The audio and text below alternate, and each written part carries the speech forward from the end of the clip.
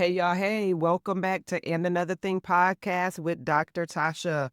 So, listen, today we are diving in on how to have healthy community and healthy relationships with other women. Y'all, I know, we've all heard, that Black women don't get along, that we are catty, that we hate on one another. I have heard so many false narratives about being in relationship with Black women and other women, but let me tell you something. The women in my community are dope. They hold me down, whether it's in prayer, they be ready to throw hands. Listen, they are coming to my aid at the drop of a dime, and I love that for me. But I also come across so many other women who don't have community, who don't have safe spaces amongst other women. And it's disheartening because we were not meant to travel this world alone, right? We were actually born and birthed into families, and outside of those families, we get to choose who we get to do life with. And I pray that you find the people you can do life with. I've heard the stories. Dr. Tasha, I don't know how. Dr. Tasha, I don't know how to trust. I don't know about that. And what I come to find out is that really at the crux of the matter, it's we are afraid to be vulnerable with one another. We can be our authentic selves sometimes, but when the points where it really matters, we are afraid. We're afraid to show that we don't have it all together. We're afraid to show that emotionally we may be a mess, that we have made some mistakes, and that's okay, right? That's a part of the human experience. It's totally okay not to have it all together. No one's perfect. And so once we get past us not being perfect, we can just be ourselves and show up in our full authenticity around other people to be like, girl, I ain't got it either. I don't know. I don't have the answers. It's okay that we ain't got the answers. And we just gonna sit here and support one another the best way we know how. It is okay. So once you become okay with being and doing you, now you can go and be in community. And so that's what we're going to talk about today. I'm going to give you a few ways on how to create community, right? And that we first see ourselves being in relationships with ourselves. Because that is so crucial on how we then interact with other people. And so some of the biases and some of the hangups that we may have about ourselves, we automatically project them onto other people in an unhealthy way. And so we also things that have been done to us, we have future relationships pay the price of that. And sis, that's where I say we probably need to pause and heal right there.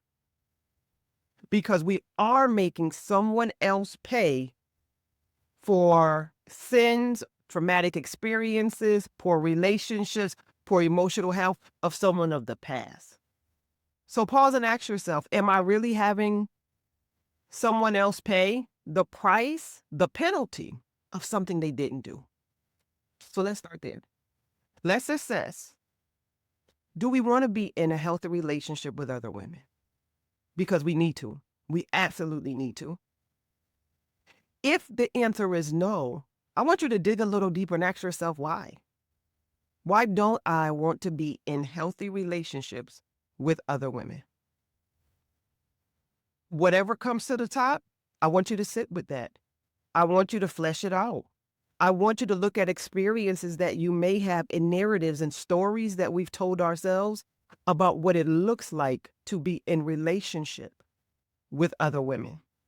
Healthy relationship. Not because we got burned in the past, someone said something bad, they can't be trusted. What happens when we do that? We hold ourselves hostage to the past and really not focusing on what actually could be in the future if we were to allow others in. Right? So, one, we're doing assessing. And if we have friends, are they the healthy friendships that we need? Are they the type of the friendships that will take us to the next level, that will challenge us when we're wrong, that will allow us to be our full authentic self? Or do we have to show up as someone or something that we're not? Are we emotionally drained when we leave them?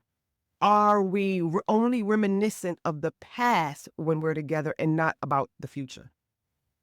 Does the relationship cause more chaos than it does calm? Right? What kind of topics are we talking about when we're together? These are assessments of our current relationships and how they show up, how we show up in certain situations.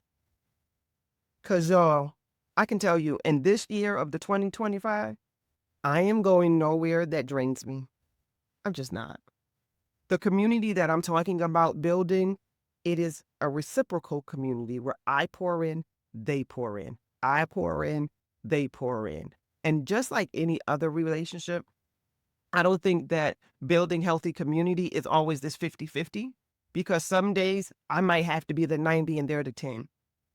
But as long as I'm not always the 90 and they're the 10, right? Because there's some days where I might not have it, right? Let's give a story quickly, even about if you're going through something, right? And we need people around us, like-minded, healthy individuals who have this surrogate faith. So, Dr. Tasha, what's surrogate faith, right? And so surrogate faith is, y'all, I am beat down, tired, depressed. I'm coming up against walls. Things are just not panning out the way that I think they should be. I've been praying. I'm tired. I'm frustrated. I'm filled with anger and angst. Resentment is starting to set in. Hello, somebody, if you ever been there. But you got a good girlfriend and you get her on the phone. She begins to talk to you. She begins to talk to your spirit. She begins to carry that faith that you did not have. And all of a sudden, your outlook is changing. All of a sudden, you feel your help. You feel the load getting a little lighter. That's because that we can lean and depend on people, but that's only when the truest, most vulnerable parts of us show up. In a world where we are told that we have to be this litany full of things, but in these solid and sacred relationships, we can just be. So it is definitely my prayer that you can find a space and a place to just be.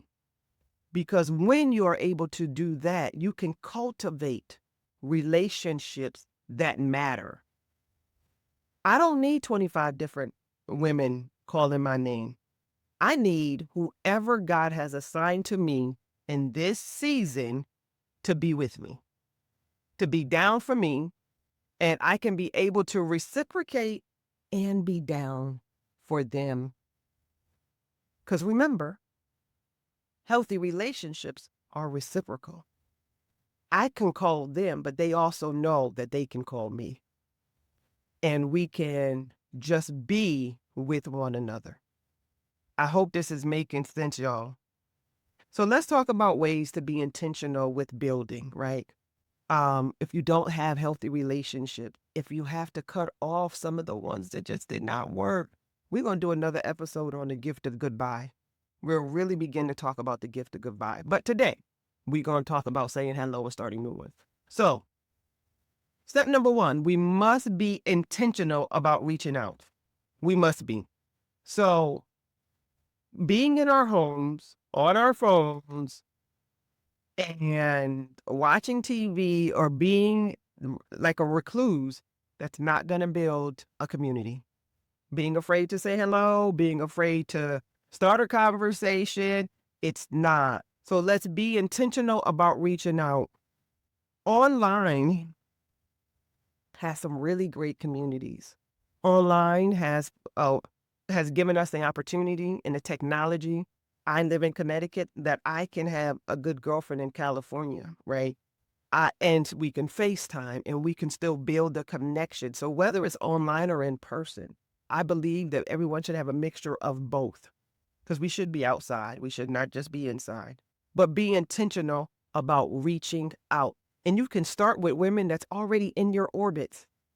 So is it work? Is it church? Is it a community event that you're at? Is it you just want to make sure that you're connecting with like-minded women? Wherever it is, be okay and be intentional about reaching out. Join communities that align with your values. Rachel Rodgers, in her book, We Should All Be Millionaires, says, be the joiner. She said, be the one that joins. Join things, right? And so stepping out, for those of you that may be stepping out of your comfort zone, be a joiner. Join a book club, join a fitness class, join volunteer groups, right? Join communities of things that you like to do. Join, right? Just be with like-minded women that share your passion. Show up. So now we have to show up, right? So now we done made the connection.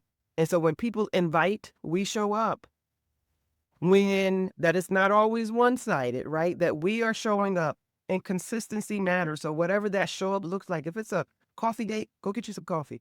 If it's a FaceTime date, do that. If it's monthly dinners, do that. If it's weekly phone calls, however it is, show up and show up consistently. This one, y'all, you're probably gonna have a hard time with. We probably gotta talk through this. And I'll probably end up doing another episode on how to be vulnerable. But you gotta be vulnerable. Sisterhood deepens when we let our guard down. Yeah, pause, take that in, deep breath. I feel it. Let's release. When we let our guard down, I already said it's okay not to be okay. It's okay not to have it all. It's okay not to be perfect. Let your guard down. Guess what? I'm also going to ask you to share your struggles. Because I can guarantee you, you're not the only one going through. Okay? Okay. Share your struggles, but also share your wins.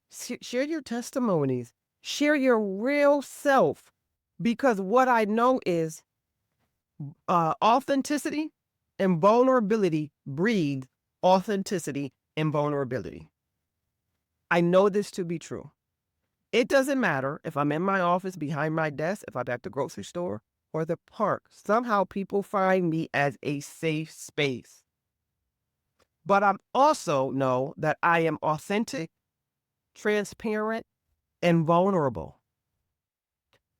There is such a difference when we should always, let me go back. We should always be authentic. Authentic just means we should always be ourselves no matter where we are. But we are vulnerable with those that have been tried and true. And so when we find safe spaces that we can be vulnerable, then we should be vulnerable. We should not be holding it in. So we're always authentic no matter where we go. But vulnerability is when we are in spaces that we know won't harm us. And that is not necessarily always determined by the length of time or how long we've known someone. I can walk into a workshop, I can walk into a community, and I can feel safe in that moment and be geared to share things that I probably never told anyone else, because it was the atmosphere, the energy of the people that allowed me to be vulnerable. So let's work on being vulnerable, because I can guarantee you others will do the same. Celebrate with each other. Celebrate all kind of wins, all kind. Life is busy. It throws a lot at us. Let's celebrate often. We don't have to wait for this huge milestone to be accomplished. Celebrate often. Send a text of, girl, look what I did. Girl, look what I saw. Or girl, I saw you. Toot your own horn and make sure you blow it for somebody else. Okay? And we're going to set boundaries and manage expectations. Because look, not every relationship will be deep. And that's okay. It doesn't mean that the connection is invaluable. It doesn't. So it's okay to set boundaries and focus on your energy, on the connections that you truly wish to nourish. Pick where you show up full wattage. When we begin to put people in certain categories and they don't show up the way that we believe they should, we begin to get frustrated, aggravated. I don't have no friends. I'm team me. Well, it's team a lie, because we need people. Like I said, we were birthed into families. We were placed in communities. We need people. And so don't put your guard up, right? Just move people. Reorganize.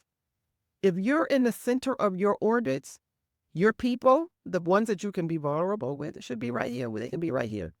The people that may be associates, acquaintances, they can go out in orbits. The people down here, that's community.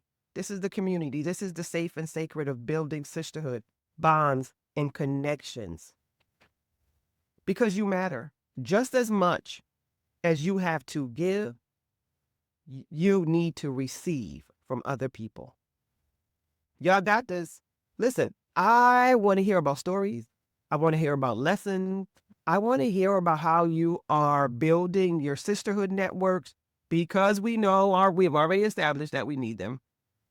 Healthy communities are tied to our emotional and mental well-being, and sometimes our physical ones. So it's tied to our entire well-being. We need people and people need us. You were not put here to journey alone. So let's go get us some community. So listen, let's wrap up. We're going to take the first step and we're going to begin to reach out. We're going to be a joiner. We're going to join. We're going to prioritize the relationships that matter to us, right? We are going to be present. We are going to be vulnerable, and we're going to celebrate other women in our lives. And I don't care how old you are watching this. I don't care when you're listening to it. I don't care at what journey you are or where you are on your journey. You're never too late to build a village, because it absolutely takes a village to do life. So I hope that you have a healthy one. Listen, if this has been good to you, I want you to like, subscribe, and share. Like, subscribe, share. Like, subscribe, share. I want you to like, subscribe, and share this with someone. And once again, we'll be back with our next episode. Thanks for tuning in to And Another Thing with Dr. Tasha.